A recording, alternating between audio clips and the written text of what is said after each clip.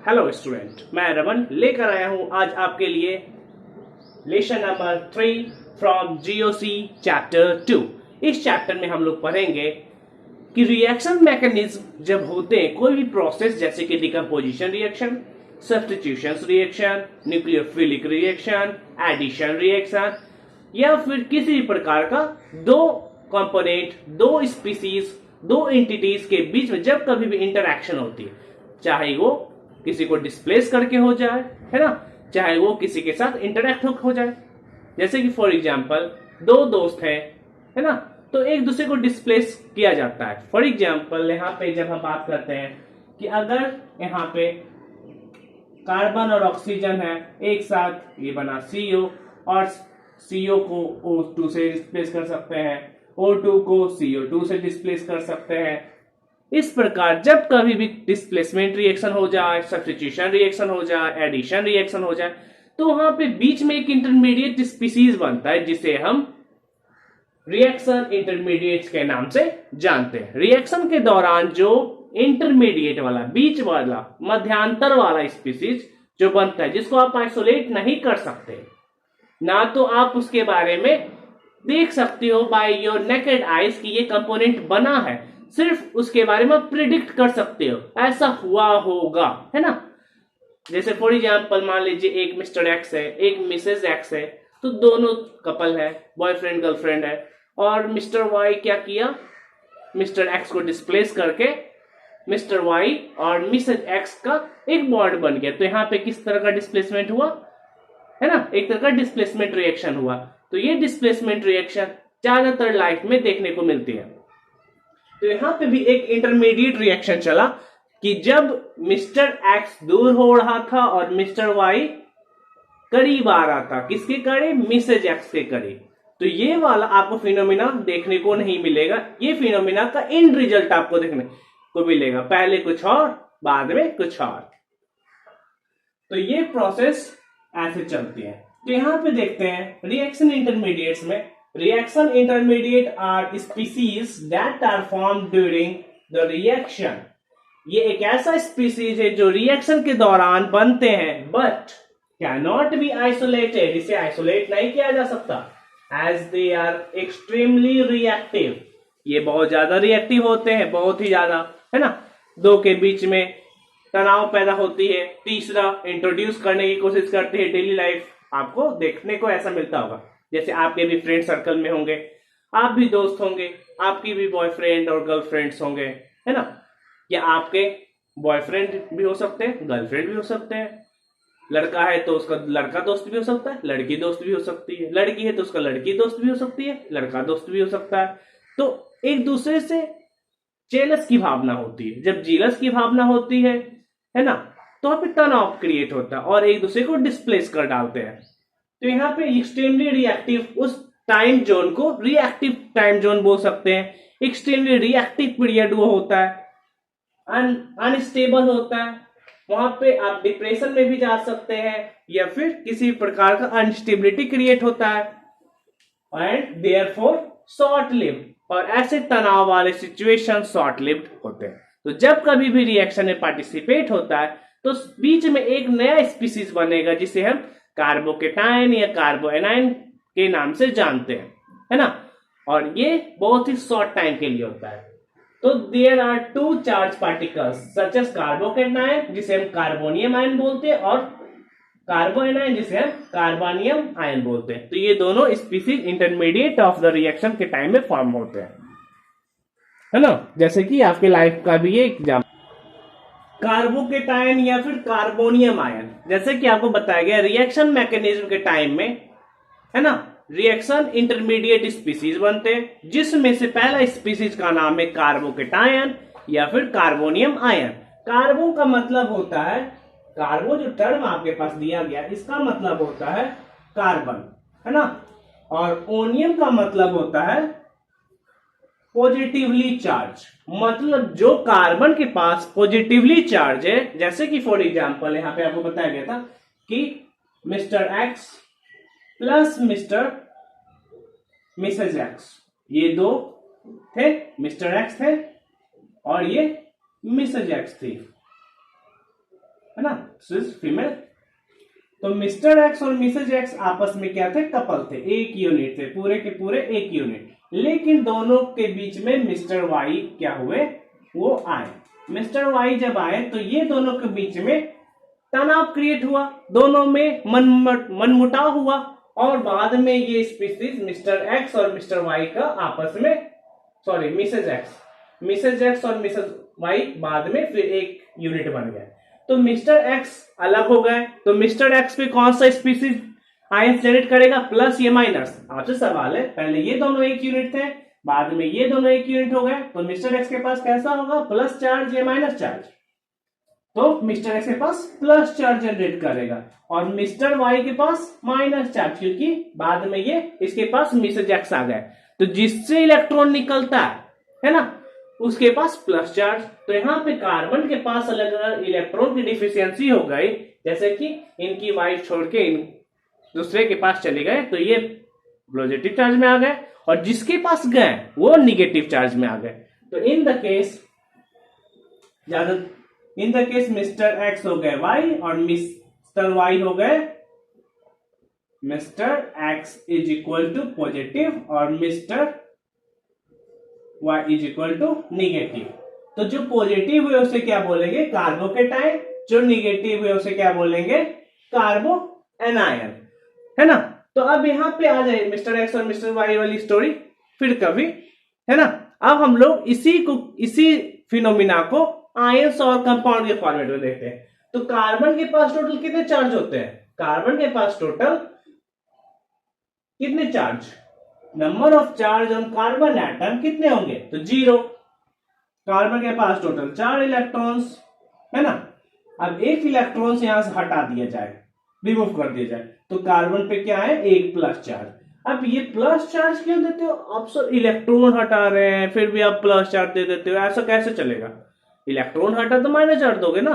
तो देखो जितने इलेक्ट्रॉन्स होते हैं उतने ही प्रोटॉन्स होते हैं, है ना। जितना माइनस चार्ज उतना ही प्लस चार्ज, तभी तो वैल्यू 0 होगा। 4 प्लस है तो 4 माइनस भी होगा, है ना, -4 होगा। ये प्रोटॉन हुआ, ये इलेक्ट्रॉन हुआ। अब मान लो एक इलेक्ट्रॉन घटा दिए तो -3 हुआ, तो 3 माइनस 3 प्लस को कैंसिल करेगा, एक प्लस बच गया, वही प्लस चार्ज दिखता है यहां पे, ठीक। मतलब कि प्लस की बढ़ोतरी हो गई और माइनस की कमी हो गई। तो यहां पे देख रहे हैं एक प्लस, तो ये वाला क्या कहलाया, कार्बोकेटाइन या फिर कार्बोनियम आयन।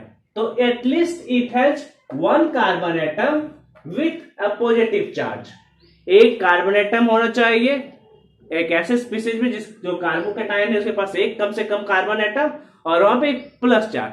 तो क्या बता सकती हो इस कार्बन के पास अब कितने इलेक्ट्रॉन्स है, number of electrons to this carbon या दिस ग्रुप कितने हैं। तो नंबर ऑफ इलेक्ट्रॉन्स कितने हैं, 6।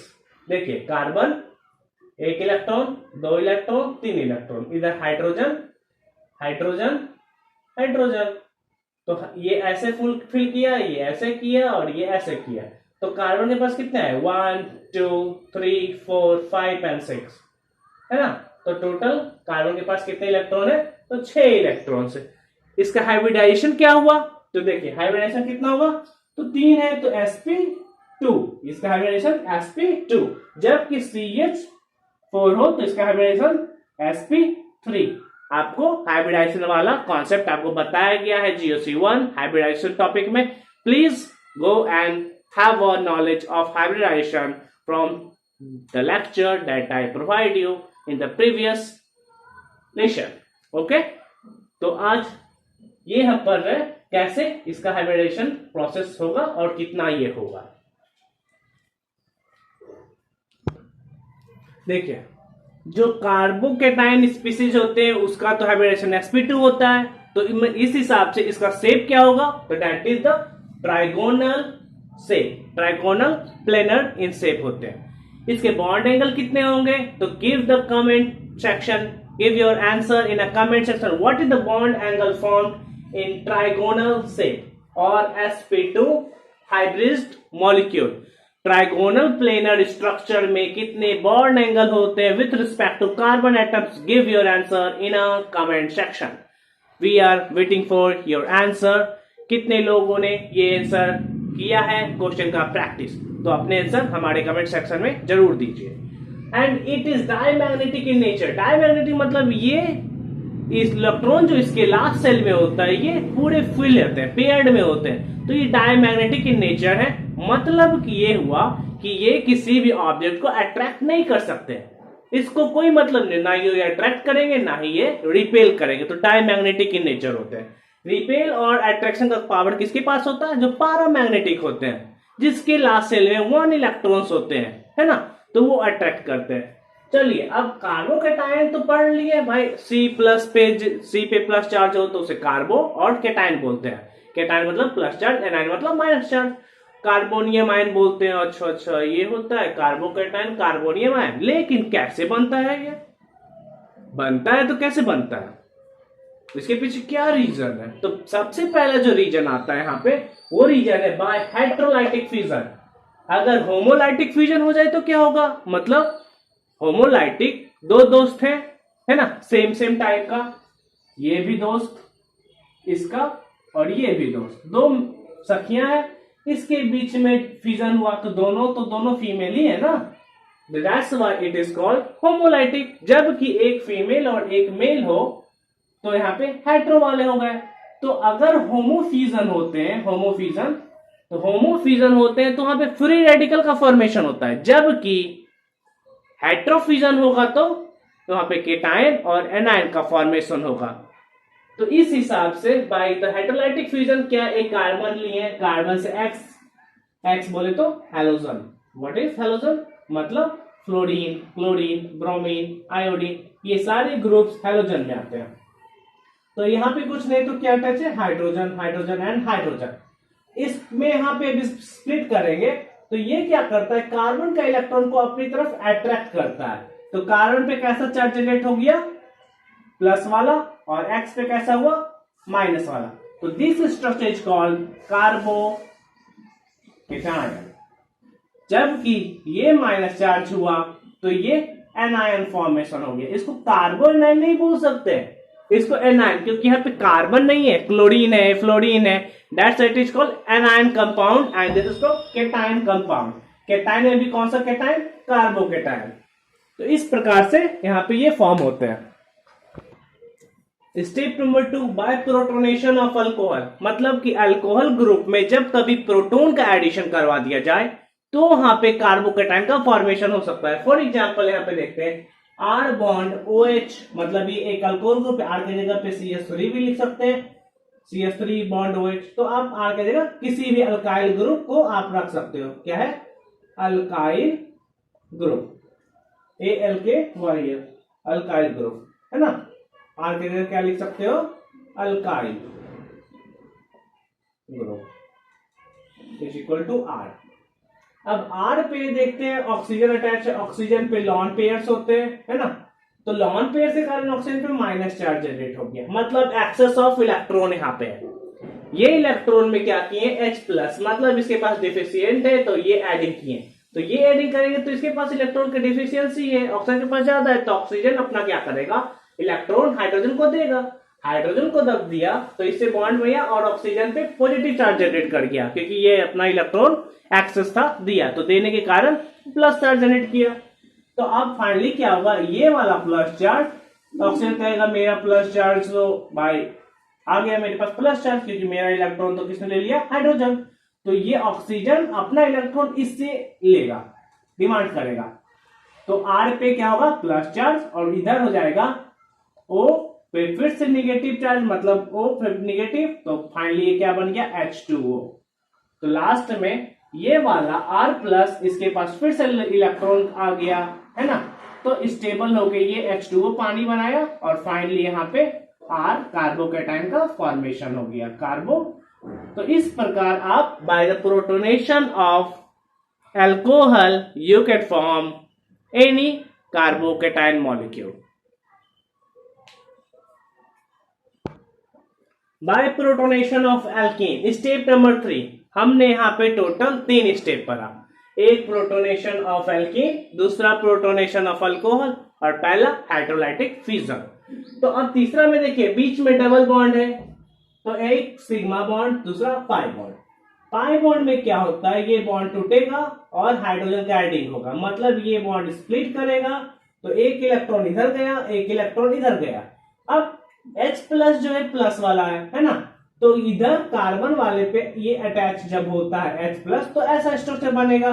तो दूसरी तरफ क्या जनरेट होगा, एक तरफ माइनस, दूसरी तरफ प्लस चार्ज। तो इस प्रकार यहाँ पे जनरेशन ऑफ कंपाउंड हुआ। फॉर एग्जाम्पल अगर ऐसा होता C डबल बॉन्ड C, इधर मान लीजिए क्लोरीन क्लोरीन, इधर क्लोरीन क्लोरीन, है ना, ऐसा स्ट्रक्चर होता सपोज, तो भी क्या होता, H प्लस आया, H प्लस क्या किया, इस ये बॉन्ड टूटेगा, ये बॉन्ड टूटेगा, एक पे माइनस चार्ज एक पे प्लस चार्ज, हो सकता है इधर ही प्लस चार्ज आ जाए, इधर माइनस चार्ज, तो माइनस चार्ज आया तो ये वाला यहाँ पे ऐड हुआ, ये वाला जब यहाँ पे ऐड हुआ तो ऐसा स्ट्रक्चर बन गया, इधर Cl इधर Cl, इस पे प्लस चार्ज, और इधर Cl इधर H और इधर Cl, तो ऐसा करके कार्बोकेटाइन का फॉर्मेशन होगा, है ना।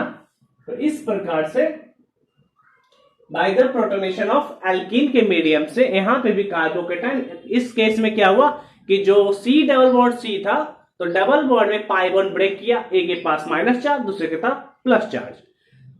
किसी को भी आप ले सकते हो, एक को माइनस दे दो, दूसरे को प्लस दे दो, तो जिसको माइनस आप दोगे वहां पे जाके प्रोटोन ऐड होगा और दूसरे पे प्लस चार्ज, तो टोटल फिगर जो बना वो एक केटाइन का फॉर्मेशन किया। अब हम लोग पढ़ेंगे टाइप्स ऑफ कार्बोकेटाइन, कितने टाइप्स के होते हैं। अभी तक हम लोगों ने पढ़ा how to prepare the carbocation, है ना।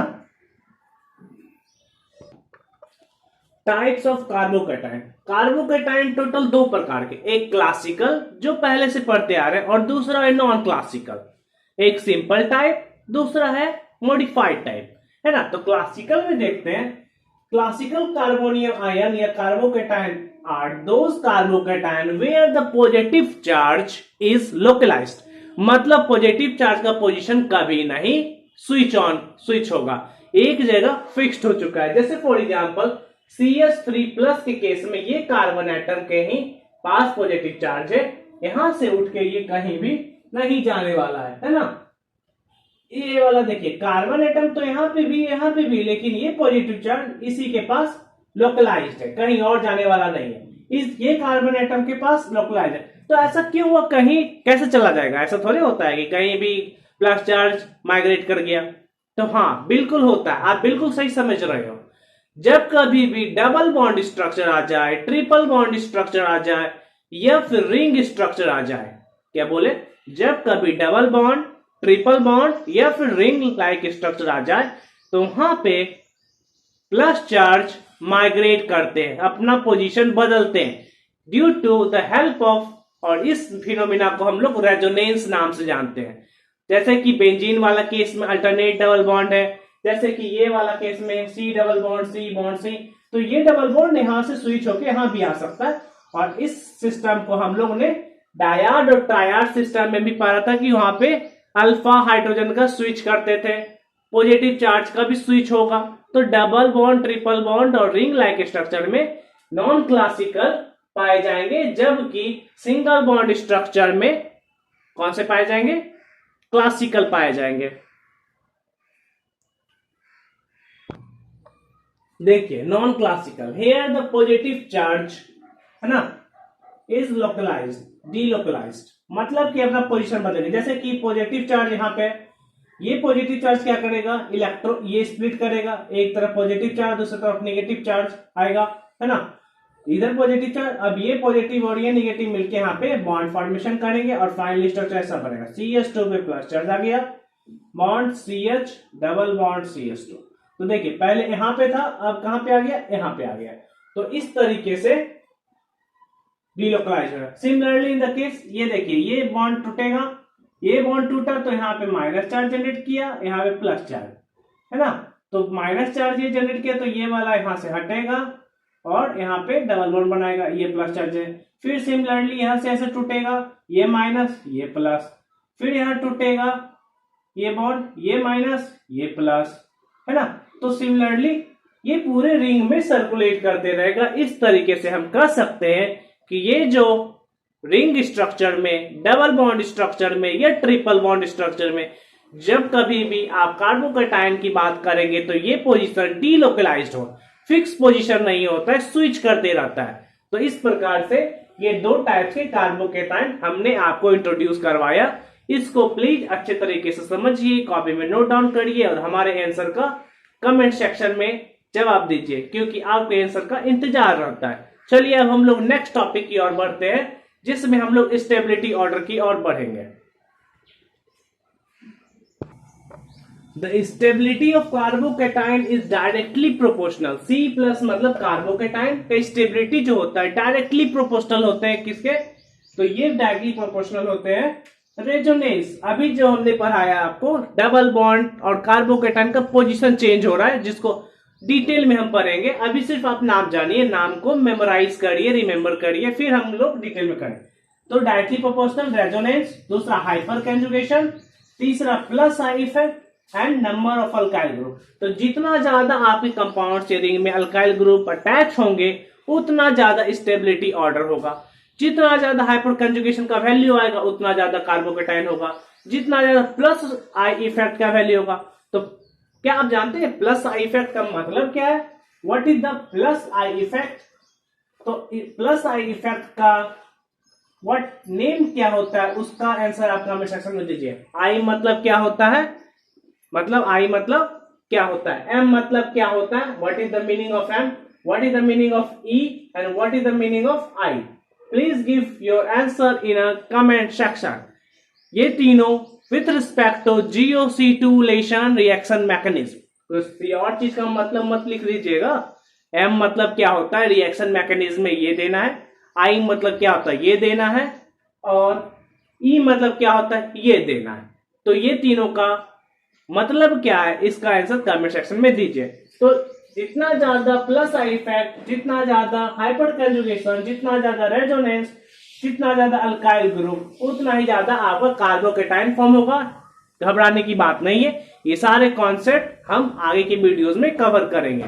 तो ये जो स्टेबिलिटी ऑर्डर है इस पे डिपेंड करता है। एक फ्लो चार्ट दिया जा रहा है आपको कि कैसे कैसे स्टेबिलिटी सीक्वेंस है यहाँ पे, किस चीज का, कार्बोकैटायन का।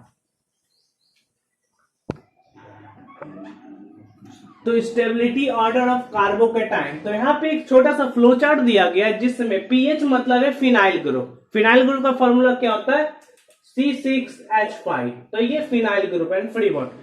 तो फिनाइल ग्रुप में जब कभी भी आप बेंजीन रिंग में C6H6 डबल बॉन्ड अल्टरनेट है ना, तो इसे एक हाइड्रोजन रिमूव करोगे तो पीएच ग्रुप निकलेगा, मतलब फिनाइल ग्रुप। तो PH3C प्लस सबसे ज्यादा स्ट्रॉन्ग, फिर देखिए PH2 आ गया, फिर CH3 और उसके बाद PHCH2। तो इस तरीके से स्टेबिलिटी ऑर्डर का एक फ्लो चार्ट दिया गया है जिसमें आपको देखना है और इस हिसाब से आपको स्टेबिलिटी ऑर्डर डिसाइड करना है इन द गिवन कंपाउंड। तो आज के लिए इतना ही रखते हैं। अगले वीडियो में हम कवर करेंगे कार्बोएनाइन वाले कॉन्सेप्ट। कार्बोएनाइन क्या होते हैं, इसके टाइप्स क्या है, इसके स्टेबिलिटी ऑर्डर क्या है, ये सारे कॉन्सेप्ट नेक्स्ट वीडियो मतलब लेसन नंबर 4 में कवर किए जाएंगे आपके लिए। तब तक जाइएगा कहीं मत, देखते रहिए हमारे वीडियो और इसे लाइक शेयर एंड सब्सक्राइब करते रहिए ताकि आपके माध्यम से हमारे चैनल को ग्रो करने में सहूलियत प्रदान हो। Thank you for the day. मिलते हैं नेक्स्ट वीडियो।